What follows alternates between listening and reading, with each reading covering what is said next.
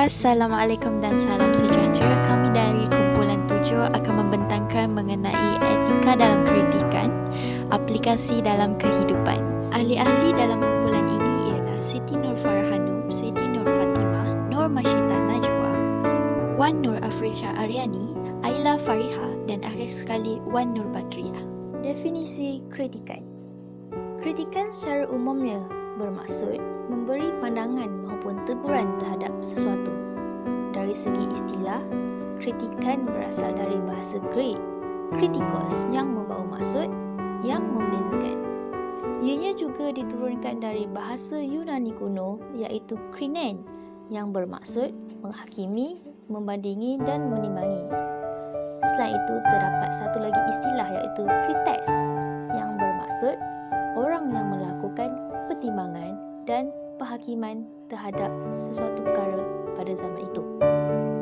Istilah ini biasa digunakan untuk menggambarkan seseorang pengikut yang berselisih pendapat atau menentang objek kritikan. Terusnya adalah konsep etika dalam kritikan.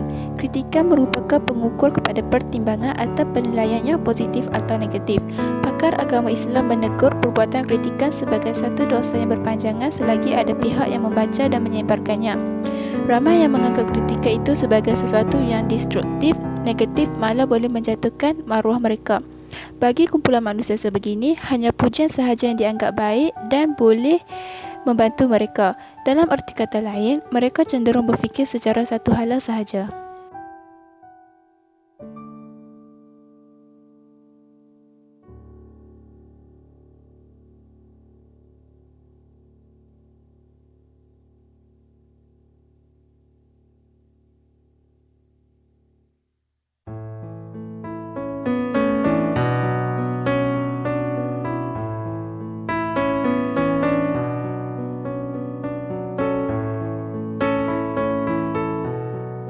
Kepentingan moral.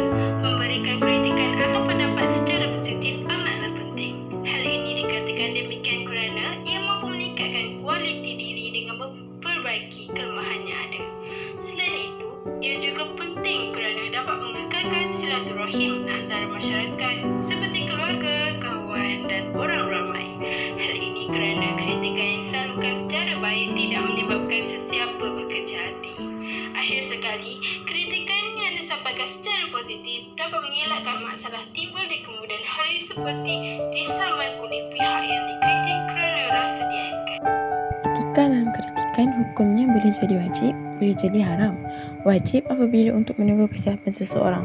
Contohnya, seorang Muslim wajib menegur dan mengajak Muslim yang lain untuk melaksanakan amar ma'ruf nahi munkar.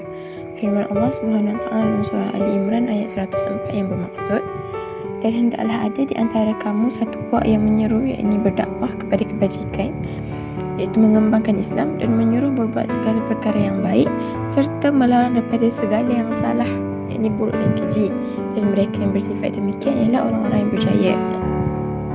Akan tetapi, berhati-hatilah kerana teguran itu boleh jadi haram hukumnya apabila disampaikan bukan dengan cara yang betul dan boleh tergolong dalam kategori menghina, mencela dan seolah-olah menghakimi. Daripada Abu Dzar radhiyallahu anhu, Nabi Muhammad SAW bersabda yang bermaksud, tidaklah seseorang melempar tuduhan kepada orang lain dengan kefasikan dan tidak pula menuduh dengan kekufuran, melainkan tuduhan itu akan kembali kepadanya jika saudaranya tidak seperti itu. Hadis riwayat Al-Bukhari 6045. Kesimpulannya, apa yang dapat dirumuskan bahawa kritikan ada baik dan buruknya. Jadi, di era globalisasi ini, kritikan telah wujud sebati dalam kehidupan setiap masyarakat, terutamanya di dalam media sosial. Oleh itu, kita sebagai masyarakat yang mempunyai nilai moral dan civic perlulah berfikir dahulu sebelum bertindak ataupun ingin mengkritik seseorang. Namun demikian, jika kita berada di tempat yang dikritik pula, haruslah berlapang dada dan menerima dengan hati yang terbuka agar teguran itu dapat mengalirkan unsur positif dalam diri setiap masyarakat. Natijahnya, etika dalam kritikan perlu diaplikasikan dalam kehidupan dengan sebaik mungkin agar dapat mewujudkan keharmonian dalam masyarakat. Sekian, terima kasih.